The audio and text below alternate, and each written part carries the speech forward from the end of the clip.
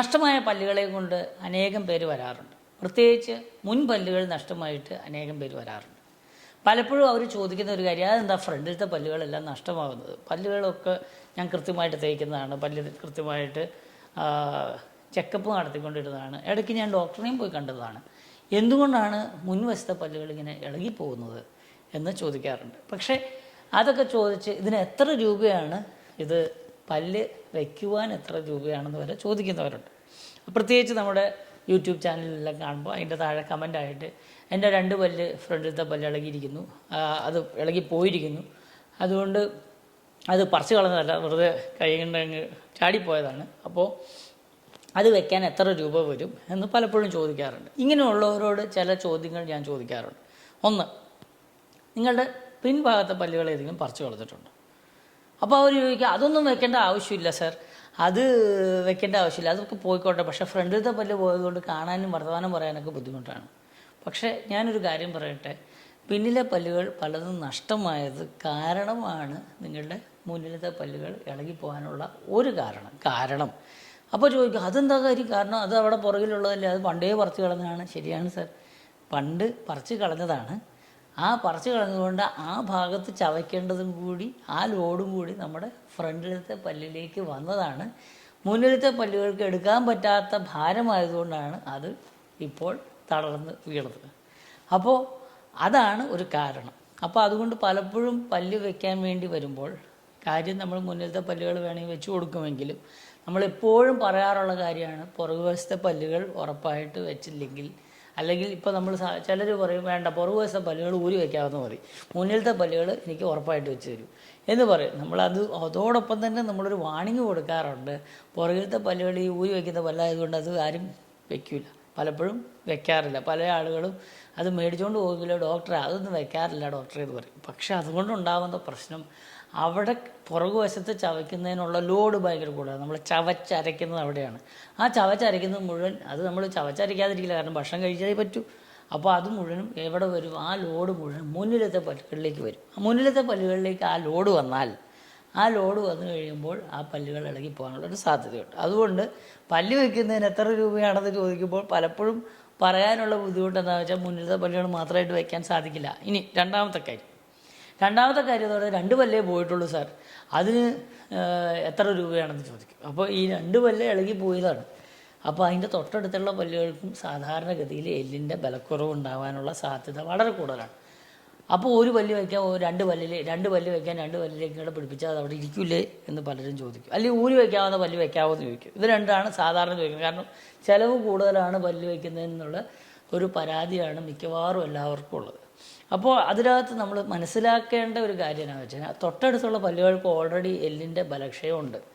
ഇനി അതിലേക്ക് പിടിപ്പിച്ച് വെച്ച് കഴിഞ്ഞാൽ സാധാരണഗതിയിൽ ഇത് 4 പല്ലും കൂടെ ഒരുമിച്ച് പോകും എന്ന് പറഞ്ഞാൽ, 2 പല്ല് വെച്ചതും അതിൻ്റെ തൊട്ടടുത്തുള്ള പല്ലി പിടിപ്പിച്ചതും കൂടെ കൂടി ഒരുമിച്ച് ചാടിപ്പോവുക എന്നുള്ളത് പലപ്പോഴും ഞാൻ കാണുന്ന, എൻ്റെ അടുക്ക വരുന്ന പല പേഷ്യൻസിനും സംഭവിക്കുന്നതെന്ന് വെച്ച് കഴിഞ്ഞാൽ, അത് ഇതുപോലെ 2 പല്ല് പോയപ്പോൾ 2 പല്ലും കൂടെ ചേർത്തൊരു പല്ല് അവർ പല ഡോക്ടർമാരെ കൊണ്ട് നിർബന്ധിച്ച് വെച്ച് കഴിയുമ്പോൾ 1 or 2 കൊല്ലം കഴിയുമ്പോൾ ആ 4 പല്ലും കൂടെ പോകും. പിന്നെ അയ്യോ ബ്രിഡ്ജ് ചെയ്യില്ല, ബ്രിഡ്ജ് ചെയ്ത് കഴിഞ്ഞാൽ എല്ലാം ഇളകിപ്പോകും. ബ്രിഡ്ജ് ചെയ്തതിൻ്റെ കുഴപ്പമല്ല, പക്ഷേ മറ്റു പല്ലുകളിലുണ്ടായിരുന്ന പ്രശ്നം കണ്ടുപിടിക്കാതിരുന്നതാണ് കുഴപ്പം. അല്ലെങ്കിൽ ആ ഡോക്ടറിനെ നിർബന്ധിച്ച്, നിങ്ങൾ ആ ഡോക്ടറിനെ ഇൻഫ്ലുവൻസ് ചെയ്ത് മറ്റാരെക്കൊണ്ടെങ്കിലും വിളിപ്പിച്ചൊക്കെ പറഞ്ഞിട്ടായിരിക്കും നിങ്ങളത് ചെയ്തത്. അപ്പോൾ പലപ്പോഴും ഉണ്ടാകുന്ന പ്രശ്നം എന്താണെന്ന് വെച്ചാൽ, ആ 2 പല്ലും കൂടെ നഷ്ടമാകുന്ന ഒരു സ്ഥിതിയിലേക്ക് വരാം. പിന്നീട് ഇനി അടുത്ത വേറൊരു പ്രശ്നം വെച്ചാൽ, അല്ലെങ്കിൽ ഇത് ഡോക്ടർ ഭയങ്കര ചിലവാണ്, ഉറപ്പായിട്ട് പല്ല് വയ്ക്കുമ്പോൾ ഭയങ്കര ചിലവാണ്, ബ്രിഡ്ജ് വയ്ക്കാൻ ചിലവ് കൂടുതലാണ്, ഇംപ്ലാന്റ് ചെയ്യാൻ മുതലാവണില്ല എന്നൊക്കെ പറഞ്ഞ് ഏറ്റവും അവസാനം റിമൂവബിൾ ഡെഞ്ചർ വയ്ക്കും. റിമൂവബിൾ പാർഷ്യൽ ഡെഞ്ചർ വയ്ക്കുമ്പോൾ ഇതിന് നമ്മളുടെ നാട്ടിൽ 2-3 തരത്തിലുള്ള റിമൂവബിൾ പാർഷ്യൽ ഡെഞ്ചർ ഉണ്ടെന്ന് നിങ്ങൾ മനസ്സിലാക്കുക. ഒന്ന്, സാധാരണ പ്ലാസ്റ്റിക് വയ്ക്കുന്നത് വളരെ ചിലവാണ് പറഞ്ഞു, 1000 രൂപ 1500 രൂപയ്ക്ക് റിമൂവബിൾ പാർഷ്യൽ ഡെഞ്ചർ ചെയ്ത് കിട്ടും. പക്ഷേ ഈ റിമൂവബിൾ പാർഷ്യൽ ഡെഞ്ചറിനകത്തൊരു കമ്പി ഉണ്ടാവും, നിങ്ങൾ കണ്ടിട്ടുണ്ടോ? 2 കമ്പിയിലെ പിടിപ്പിച്ചായിരിക്കും വെക്കണം.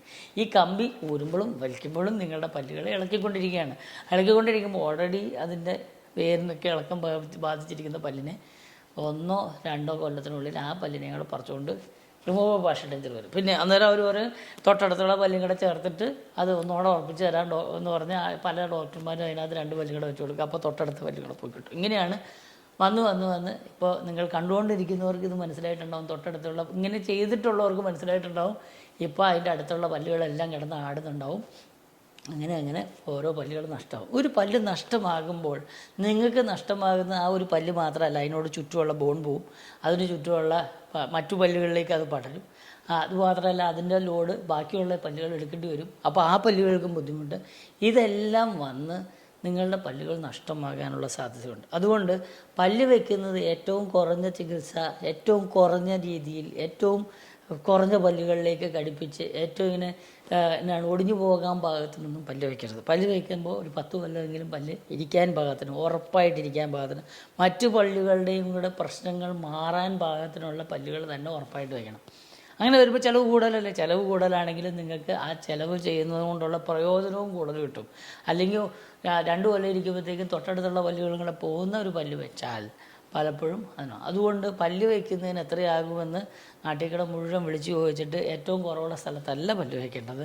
ആ പല്ലിൻ്റെ സ്ഥിതി എന്താണെന്ന് കൃത്യമായിട്ട് എക്സ്റേ എടുത്ത് നോക്കി, ആ തൊട്ടടുത്തുള്ള പല്ലുകൾക്ക് അതിനുള്ള ആരോഗ്യമുണ്ടോ എന്ന് നോക്കി, ആരോഗ്യമില്ലെങ്കിൽ അതിനുള്ള ബോൺ ഗ്രാഫ്റ്റിങ്ങോ ഫ്ലാപ്പ് സർജറി മുതലായ കാര്യങ്ങളെല്ലാം ചെയ്ത് അതിനെ ആരോഗ്യപ്പെടുത്തിയതിന് ശേഷം തൊട്ടടുത്തുള്ള പല്ലിലേക്ക് വയ്ക്കുക.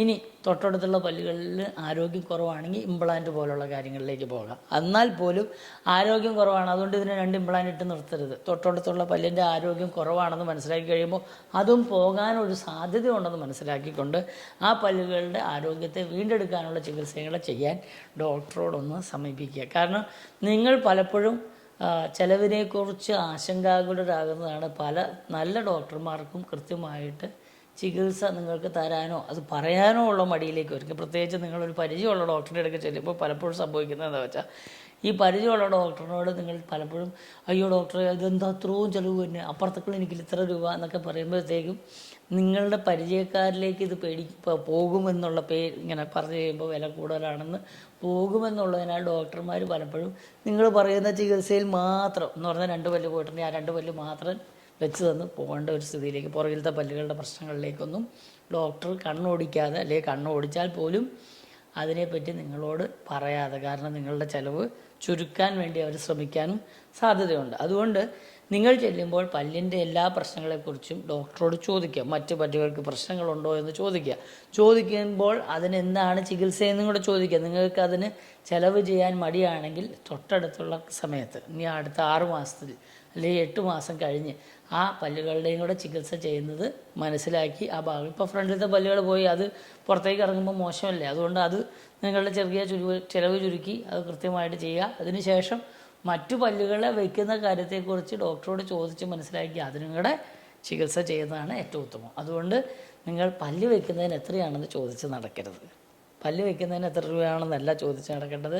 നിങ്ങളുടെ പല്ലിന് എന്തെല്ലാം പ്രോബ്ലം ഉണ്ട് എന്ന് നിങ്ങൾ മനസ്സിലാക്കിയിരിക്കുകയാണ്. അപ്പോൾ പ്രോബ്ലം ഉണ്ടെന്ന് മനസ്സിലാക്കിയാൽ നമുക്കുള്ള ഗുണം എന്ന് വെച്ചാൽ ആ പ്രോബ്ലം ഇനി കൂടാതിരിക്കാൻ എന്ത് എന്ന് ഡോക്ടറോട് ചോദിക്കാം. ഇനി ആ പ്രോബ്ലം കുറയ്ക്കുവാൻ എന്തെല്ലാം ചെയ്യണം അതും ഡോക്ടറോട് പറഞ്ഞ് മനസ്സിലാക്കാം.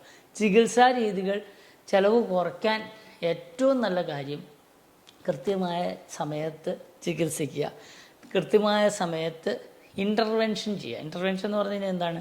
നിങ്ങളുടെ ഒരു അസുഖം ഉണ്ട് എന്ന് മനസ്സിലാക്കി കഴിഞ്ഞാൽ ആ അസുഖം ഇനി കൂടി പോകാതിരിക്കാനുള്ള കാര്യങ്ങൾ ചെയ്തു വയ്ക്കുക. അത് മാത്രം ചെയ്യുക. എന്നിട്ട് പിന്നെ കറക്റ്റീവ് മെഷേഴ്സിലേക്ക് പോകാം. അത് നിങ്ങളെ ചിലവ് കൂടാതിരിക്കാനും നിങ്ങളുടെ പല്ലുകൾ ശക്തമായിരിക്കാനും തൊട്ടടുത്ത പല്ലുകളിലേക്കൊന്നും പല അസുഖങ്ങളും വ്യാപിക്കാതിരിക്കാനും ഒക്കെ സഹായിക്കുന്നതാണ്. അതുകൊണ്ട് ഇന്നു മുതൽ പല്ല് വയ്ക്കാൻ എത്ര രൂപയാണെന്ന് ചോദിക്കാതെ പല്ലിൻ്റെ ഒരു ഡോക്ടറെ കാണിച്ച് എക്സ്റേ എടുത്തതിന് ശേഷം പല്ലിൻ്റെ ആരോഗ്യമൊക്കെ കണ്ടുപിടിച്ച് തൊട്ടടുത്തുള്ള പല്ലുകളോ അതോ എല്ലിൻ്റെ തന്നെയോ ആരോഗ്യം കണ്ടതിന് ശേഷം മാത്രം നിങ്ങൾ ചികിത്സയിലേക്ക് പോകുക. അല്ലെങ്കിൽ നിങ്ങൾ അവിടെ ചെന്ന് കഴിയുമ്പോൾ doctor is in A fix. കാരണം ഡോക്ടർ അവിടെ ചെന്ന് കഴിയുമ്പോൾ നിങ്ങളോട് പറഞ്ഞ വിലയ്ക്ക് അവർക്ക് അത് ട്രീറ്റ്മെൻറ്റ് ചെയ്യേണ്ട ഒരു സ്ഥിതി വരും. അല്ലെങ്കിൽ നിങ്ങൾ പറയും അയ്യോ ഡോക്ടറെ ഫോൺ വിളിച്ചപ്പോൾ ഇതല്ലല്ലോ പറഞ്ഞത്, ഇപ്പോൾ ഇത് ഇത്ര എന്താ പറയുന്നത് എന്നൊക്കെ ചോദിക്കുമ്പോൾ തൊട്ടടുത്തുള്ള പല്ലുകളുടെ ആരോഗ്യം നോക്കിയിട്ട് മാത്രമേ ഡോക്ടറിന് ചിലവ് പറയാൻ പറ്റുകയുള്ളൂ. അല്ലെങ്കിൽ ഡോക്ടറെ നിങ്ങൾ നിർബന്ധിച്ചാൽ ഡോക്ടർ അങ്ങനെ ഒരു ട്രീറ്റ്മെൻറ്റ് ചെയ്യുന്ന ഡോക്ടർമാരെ ഞാൻ കണ്ടിട്ടുണ്ട്. അങ്ങനെ വരുമ്പോഴാണ് പലപ്പോഴും പല്ലുകൾ പലതും നിങ്ങളുടെ ചികിത്സയ്ക്ക് ശേഷവും നഷ്ടമാകാൻ കാരണം. അതുകൊണ്ട് നിങ്ങളിത് ശ്രദ്ധിച്ചാൽ ദുഃഖിക്കേണ്ട. നല്ല പുഞ്ചിരിയും നല്ല ആരോഗ്യമുള്ള പല്ലുകളും ഉണ്ടാകുവാൻ വേണ്ടി ഞങ്ങൾ നിങ്ങളെ സഹായിക്കാൻ വേണ്ടിയാണ് ഞങ്ങൾ ഡോക്ടർമാരിരിക്കുന്നത്. നല്ലൊരു ഡോക്ടറിൻ്റെ അടുക്കൽ പോയി നിങ്ങളുടെ പല്ലിൻ്റെ ആരോഗ്യ പ്രശ്നങ്ങളെ കൃത്യമായിട്ട് മനസ്സിലാക്കി മാത്രം നിങ്ങൾ ചികിത്സിക്കുന്നതാണ് നിങ്ങൾക്ക് ഏറ്റവും നല്ലത്. നല്ല പുഞ്ചിരി ഉണ്ടാകട്ടെ, നല്ല സന്തോഷം നിറഞ്ഞ ദിവസങ്ങളുണ്ടാകട്ടെ. നല്ലൊരു നാളേക്കായി ഞാൻ പ്രാർത്ഥിക്കുന്നു. ഞാൻ doctor Thomas Nechippadam from Nechippadam dental, Kochi.